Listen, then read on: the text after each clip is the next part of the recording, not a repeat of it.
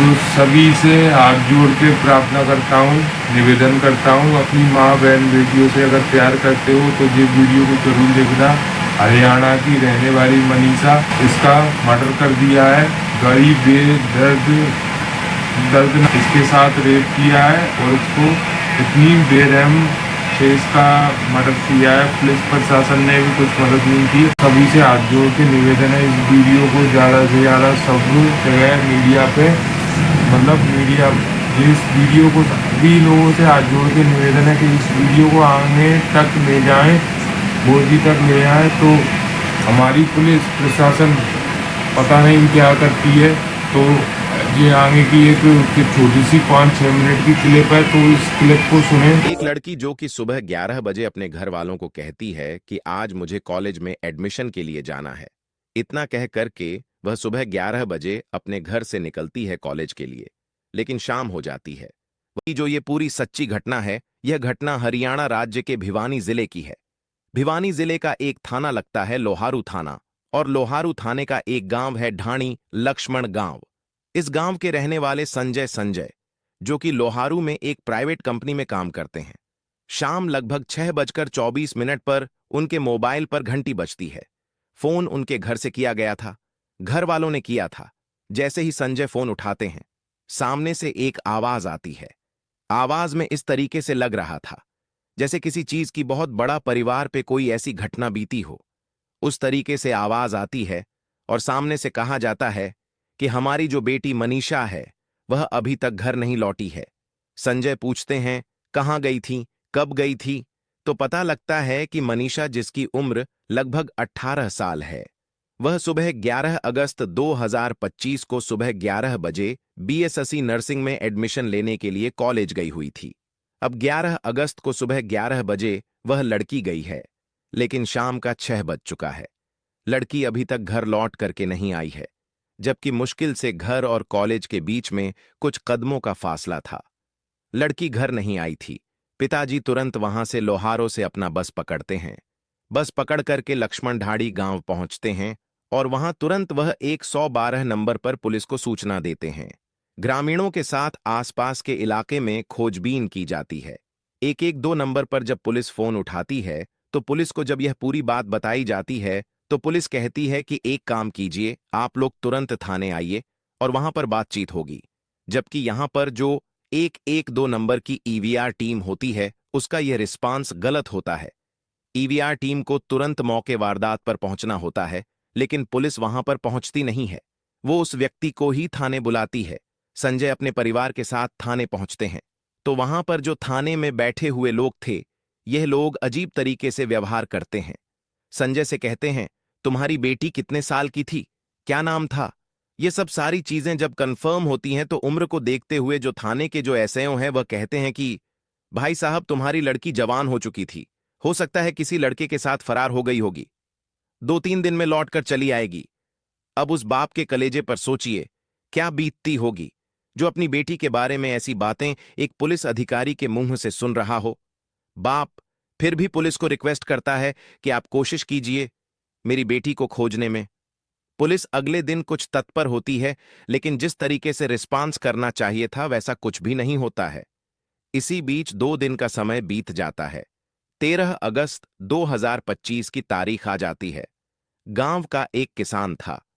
13 अगस्त 2025 का सिंघानी गांव है। सिंघानी गांव का एक किसान खेत में जाता है। जैसे ही वह खेत में पहुंचता है, तो सामने एक महिला की, या कहें लड़की की, जूती दिखाई देती है। पैरों में पहने जाने वाली जूती दिखाई देती है। वह व्यक्ति कुछ और आगे बढ़ता है, तो सामने एक लड़की की लाश पड़ी हुई थी, और लाश इतनी भयावह थी जो मैंने आपको शुरू में बताई है। लाश की दोनों आंखें गायब थीं, गर्दन की हड्डियां निकाल दी गई थीं। चेहरे पर ऐसा लग रहा था किसी केमिकल को डाल के चेहरे को गलाने की कोशिश की गई है। इतनी भयावह स्थिति में वो लाश मिलती है। तुरंत पुलिस को सूचना दे दी जाती है। पुलिस की पूरी टीम पहुंचती है, उस हुलियों को मिलाने की कोशिश करती है जो अब 2 दिन पहले एक महिला यानी मनीषा की गुमशुदगी की रिपोर्ट दर्ज करवाई गई, उससे मिलाने की कोशिश की जाती है। तो पुलिस को लगता है हो ना हो यह मनीषा की ही लाश हो सकती है। पुलिस तुरंत मनीषा के पिताजी संजय को फोन करती है और फोन करके कहती है कि एक लाश सिंघाने गांव में मिली है और आप लोग शिनाख्त करने के लिए आइए।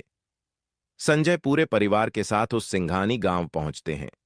वहां पर जब लाश की शिनाख्त होती है तो पता चलता है कि यह लड़की मनीषा ही है, जो कि एक प्ले स्कूल में टीचर थी और बीएसएससी नर्सिंग में एडमिशन लेने के लिए गई हुई थी। खैर, अब जैसे ही लाश मिलती है, पूरे गांव वालों का परिवार का आक्रोशित होना लाजमी था। लोग धीरे धीरे आक्रोशित होना शुरू हो जाते हैं। पुलिस की कार्यवाही को लेकर के लोग सवाल उठाना शुरू कर देते हैं। पुलिस के तौर तरीके पर सवाल उठता है। इसी बीच एसपी पहुंचते हैं। उनके द्वारा परिवार को आश्वासन दिया जाता है कि जल्द से जल्द कार्यवाही होगी और लाश को पोस्टमार्टम हाउस के लिए भेज दिया जाता है। पहले पोस्टमार्टम में जो रिपोर्ट निकल करके आती है, परिवार वालों को उस पर विश्वास नहीं होता है। फिर से दोबारा पोस्टमार्टम करवाया जाता है। यह पोस्टमार्टम अब होता है रोहतक के पीजीआई अस्पताल में। वहां पर डॉक्टरों की पैनल बनती है। उस डॉक्टरों के पैनल ने जब पोस्टमार्टम किया तो पोस्टमार्टम में बताया गया कि यह लगभग एक धारदार औजार से इस महिला की गर्दन को काटा गया है। उसके बाद परिवार का यह भी आरोप था कि हो सकता है दुष्कर्म भी किया हो, लेकिन अभी तक इसकी पुष्टि नहीं हुई है और यह आगे जांच का विषय है। वीरा को संरक्षित किया गया है। आगे जो रिपोर्ट आएगी उसमें हो सकता है कि अगर कोई दुष्कर्म जैसा कोई कांड हो तो वह निकल करके बाहर आएगा। वहीं इन सब के बीच जो मुख्य चीजें हैं, वह मुख्य चीजें घटना के 5 दिन बीतने के बावजूद भी जो आरोपी है उनकी शिनाख्त नहीं हो पाई है। परिवार का यहां तक भी आरोप है, जिस दिन अपनी लड़की को वो खोजने गए थे, उस दिन जिस स्कूल में लड़की एडमिशन के लिए गई थी, वहां पर वो लोग परिवार के साथ गए थे तो वहां पर 3 लोग बैठ करके नशा कर रहे थे। उन लोगों से भी जब पूछा गया तो वह लोग कहते हैं कॉलेज तो 1 बजे ही बंद हो गया था। यहां पर भी पुलिस की लापरवाही सामने आई। यहां तक कि परिवार का यह भी आरोप है कि कॉलेज प्रशासन कॉलेज की तरफ से सीसीटीवी देने को भी मना कर दिया गया है पुलिस को, जबकि पुलिस इस मामले में उस तरीके से तत्परता नहीं दिखाई थी। अगर पुलिस सही तरीके से जांच करती तो हो सकता है कॉलेज का सीसीटीवी निकल करके सामने आता और कुछ चीजें बाहर आती, लेकिन यहां पर पुलिस की लापरवाही थी। उसके अलावा 112 नंबर की जो ईवीआर टीम थी, उसकी भी लापरवाही निकल करके सामने आई है। और जब यह पूरा मामला उस गांव में फैलता है, लोग धीरे धीरे इकट्ठा होना शुरू होते हैं और देखते ही देखते दिल्ली पिलानी NH 709E यह हाईवे को नेशनल हाईवे को जाम कर दिया जाता है।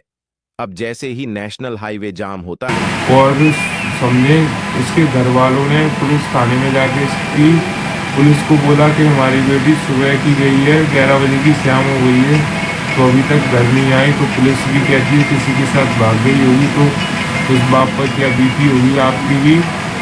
आप लोग वीडियो देख रहे हो तो आपके घर में भी माँ बहन बेटियाँ हैं, तो अगर ऐसा ही सब उन पुलिस वालों के साथ अगर हो तो वो क्या करेंगे। तो उन्होंने ऐसा नहीं करना चाहिए था। जो उसके घर वाले गए थे तो उसकी मदद मांगने, तो उसने कोई मदद नहीं की। तो ज़्यादा से ज़्यादा इस वीडियो को ज़्यादा शेयर करें और आप भी आवाज़ उठाएं। इस जो भी इसके साथ हुआ है वो कल आपके साथ भी हुआ। तो लोग कहते हैं कि हमारा इंडिया ऐसा है, हमारा भारत महान है। तो यहाँ पे कोई स्वतंत्रता नहीं है, ना कोई आज़ादी है और ना ही हमारी बहन बेटियों को कोई अच्छी ढंग से मतलब कोई अच्छी नज़र से नहीं देखता। तो हमारे इंडिया में पता नहीं, लोग कहते हैं मेरा भारत महान है, तो ऐसा नहीं है। हमारे यहाँ कुछ भी नहीं है। इससे बढ़िया बाहर विदेशों में सही है यहाँ भारत से। तो क्योंकि यहाँ पे तो कोई आज़ादी नहीं है। वो पुलिस प्रशासन भी कोई मदद नहीं करती और ना कर रही है, उनको कोई मतलब नहीं है चाहे कुछ हो। तो ये क्लिप मैंने जो लगाई है, तो इस क्लिप को देखना सभी से निवेदन है कि ऐसा होने से रोको, क्योंकि अभी आवाज़ नहीं उठाई तो कुछ नहीं होगा। आवाज़ उठानी पड़ेगी जब भी कुछ होगा।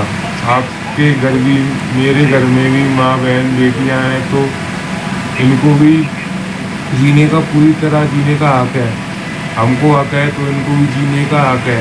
और ऐसे अपराधियों को जल्द से जल्द पकड़ा जाए और उनको सख्त से सख्त सज़ा दी जाए। तो कोई भी जुर्म करने से पहले 100 दफ़ा सोचे, जो जुर्म करने से पहले 100 दफ़ा सोचे, ऐसी उनको कड़ी से कड़ी सज़ा मिलनी चाहिए, वो ज़रूरी है।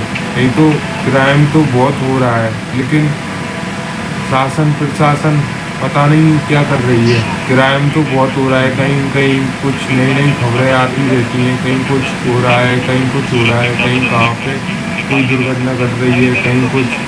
शासन से सबसे निवेदन है कि सख्त से सख्त कार्रवाई की जाए और ये अपराध हो रहे हैं इन पर पाबंदी लगाया जाए। जो ऐसे अपराध कर रहे हैं उनको कड़ी से कड़ी सज़ा दी जाए, उन अपराधियों को पकड़ा जाए जिसने ये किया। इसको इतनी बेदर्द दर्दनाक मौत दी है कि इसकी कहानी सुन के आप भी रो दोगे। तो सभी से निवेदन है कि इस वीडियो को शेयर करें। जय सिया राम, हर हर महादेव।